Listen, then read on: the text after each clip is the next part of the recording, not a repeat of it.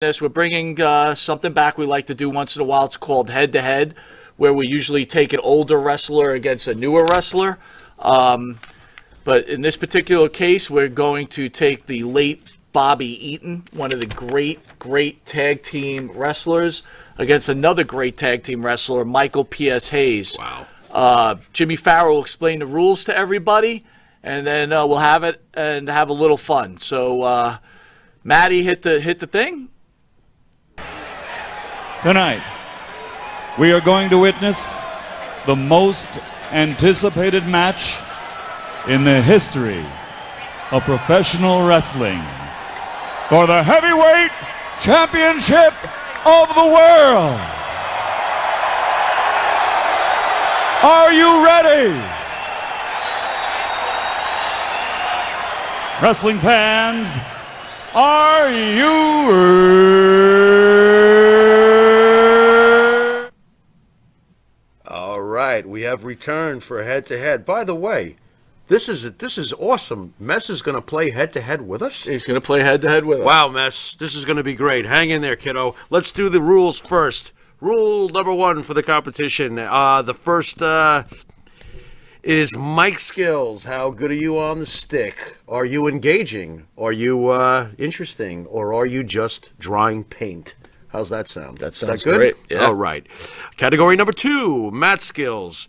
I always think of Bret Hart when I say this, but then again, after talking with Mess, for some stupid reason, I've got Kenny Omega wrestling a doll in my head. Not exactly what I'm looking for. Mat skills, category number two. Category number three, overall influence on the industry. This is where Mess goes and reaches for a bottle of Alka-Seltzer because I'm thinking Vince McMahon. Influence on the industry. Sorry, Mess, I had to.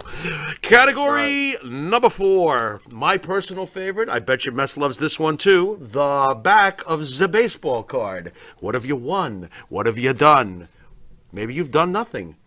And that would eliminate you right away from this category. Like poor Frankie Williams. He did so much, but what's on the back of the back? He tried. He tried really hard. By the way, Chris Lee says the next head-to-head should be Abdullah the Butcher against the Pharaoh. Against me. Yeah.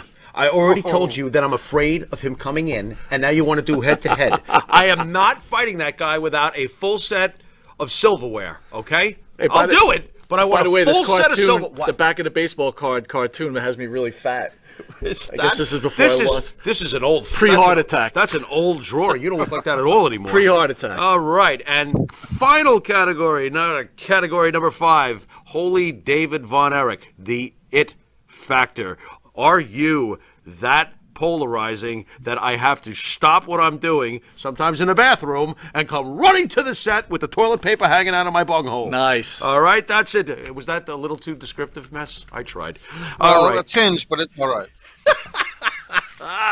So, what do we got? All right, guys, the first contestant is one half of the Midnight Express, managed by Jim Cornette, Mr. Bobby Eaton. You want to start off, Mike? Let's go with category number one first, Mikey. Let's do Mike skills. We got Bobby Eaton going head-to-head with Michael P.S. Hayes. Who would you give them? And then some of these may be slam dunks. It's just the way it goes. I mean, who do you give the better Mike skills to? You got to give it to Hayes because he's saying Bad Street USA. He could cut a promo. He carried Buddy Jack Roberts and Terry Gordy in promos for the most part. And Bobby had Jim Cornette as his mic piece. You got to go with Hayes on that. Mm-hmm. Jimmy, who do you got? I completely agree, although I don't think Bobby Eaton was a bad talker, but you're talking about the penthouse of talkers. Michael Hayes was top shelf main event mouthpiece. So, forgive me for this. What? Bobby Eaton was terrible on the mic. Ooh. In fact, I don't ever really remember him ever talking. He was fine when he spoke. He wasn't terrible. I can't even remember a one time that Bobby Eaton even spoke. You don't remember when he said hi, Mike, and waved to Yeah, you? maybe. Yeah, You don't exactly. remember that? He did the Tully and Arn thing. When Tully and Arn came out to confront the Midnight Express, he talked a little bit. He was pretty good, but that's about it. But I thought he was fine. Obviously, Michael Hayes, probably one of the best wrestlers in the history of pro wrestling on the stick. This is what you call a slam dunk. This is an annihilation. Michael Hayes by 50 furlongs. Okay, so we all agree on category number 1. So Michael Hayes is up 1 zippo. However, I think that his fortunes are about to change, Mr. Eaton's. Number 2 category, mat skills. To me, it's Bobby Eaton. I think Bobby Eaton was a much, much better wrestler than Michael Hayes as far as the mat skills go. Now, Michael Hayes, as far as getting emotions out of the crowd, was fantastic. But as far as being a, pure, mat worker, I gotta go with one half of the Midnight Express. What say you, Mess? Yeah, I agree. Bobby Eaton wins this one. I would like to say that Michael Hayes is a little bit underrated with his ring skills, but Bobby Eaton wins this one. Okay. So this one's a little closer for me because obviously Eaton was a high flyer in a lot of ways. When I mean high flyer, he did a lot of off the top rope stuff. Hayes was a ground and pound guy. Hayes probably wasn't the greatest wrestler, but I go back to what you just said, Pharaoh. He got more emotion out of the fans than Bobby Eaton did. Okay. In my opinion. Okay. But I will agree with both of you. I'm going to give this to Eaton by a head. All right, very good. So far, we have all agreed, which is shocking when you think about it. And we got ourselves 1-1. Let's go to category number 3. This one's hard for me. Overall influence on the industry. Wow. Well, when you think of the Midnight Express, absolute legendary penthouse of a team. But then, when you think of the Freebirds, absolutely legendary penthouse of a team. Who overall had more influence? I have to lean towards Michael Hayes with the Freebirds.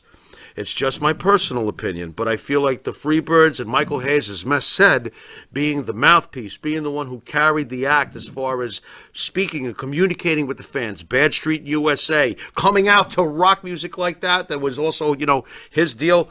Yeah, I'm going to give the edge to Michael Hayes. And it's a little painful, but I got to go in that direction. What do you say, Mess?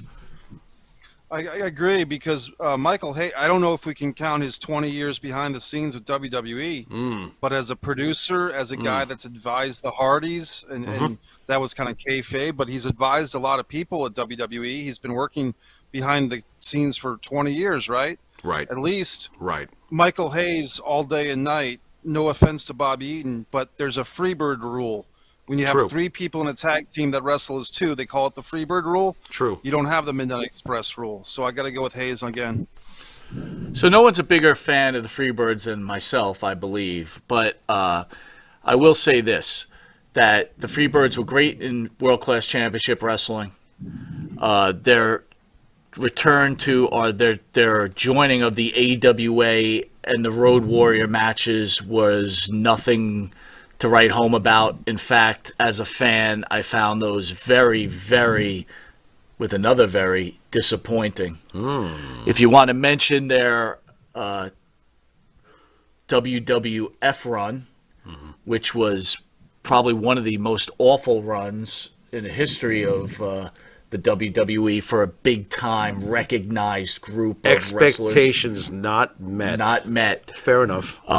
Where I can say that the Midnight Express, under Bobby Eaton, no matter where they went, were always very highly successful. But I have to go with the Freebirds and Michael Hayes. And let's not forget about Michael Hayes' singles runs, his matches against Ric Flair. You know what I think about that. You know that I feel that Michael Hayes should have been a world champion. And I believe that. There is a But that's me. DVD out there about, it's called Bad Street USA, and supposedly the WWE was going to put the strap on Michael Hayes and make him the world heavyweight champion and go over Hulk Hogan. Now, again, I don't know how true that is, Right. but whatever. But I agree with both of you that Michael Hayes' overall influence on the industry is over Bobby Eaton. Mess, real fast before we get to category 4. What did you feel about Michael Hayes' solo? Did you ever think to yourself, this is the makings of a world champion? Because I really did. No, I don't think I saw him as a world champion, but you got to remember, he was in the decades and the years of Hulk Hogan and Ric Flair and guys like Rick Martel that he challenged for the title. Me personally, no. He was a good challenger once in a while. I didn't see him as being a world champion. Okay, fair enough, fair enough. I felt that he had the charisma and was so over that it definitely would not have been something I would have smirked at, that's for sure. Let's get to category 4, my favorite, and this one's going to really mess me up. The back of the baseball card. So, you know, when you're putting Eaton up against Hayes, you cannot help but think about the teams that they were both in. This is almost impossible for me, Mike. Both Mikes out there that I'm speaking with right now. This is almost impossible for me. How the hell can I really say one over the other? They were both absolutely incredible careers. You know what? I'm gonna step out of the box a little bit with this one. I'm calling this one a draw. And you can, by the way, call them a draw if you see it that way, guys. And, you know, we've done that once in a blue moon. I have to do that with this. I refuse to say one career on the back of the baseball card was better than the other. This is difficult for me. I say draw. Go ahead, Mess. Well, this was one that I was going to give to Eaton just because I was trying to make it close. But if I want to be really hardcore about it, I got to give it to Hayes. Because you're talking about the junkyard dog angle in Mid-South. You're talking about the Von Erichs, as we've talked about. You're talking about his time with Jimmy Jam Garvin in the beginnings of WCW, which we haven't even talked about, that version of the Freebirds, which I thought was pretty fun, to be honest with you. And all the WWF stuff. I got to give the back of the card. And look, Eaton was great. Starrcade 86, Starrcade 87, even Starrcade 85 against Miss Atlanta Lively. Eaton was the glue. When they transitioned from Dennis Condrey to Stan Lane, Bobby Eaton kept that machine running in the ring. But I'm giving it to Michael Hayes. All right, Mr. Monty. This one's a tough one. It is. Back of the baseball card, very tough. Very I tough. can't disagree with giving him a tie. I also can't disagree with Mike on his opinion. Shockingly enough, I'm going to go with Bobby Eaton on this. His runs and his tag team championship and the overall runs with the Midnight Express.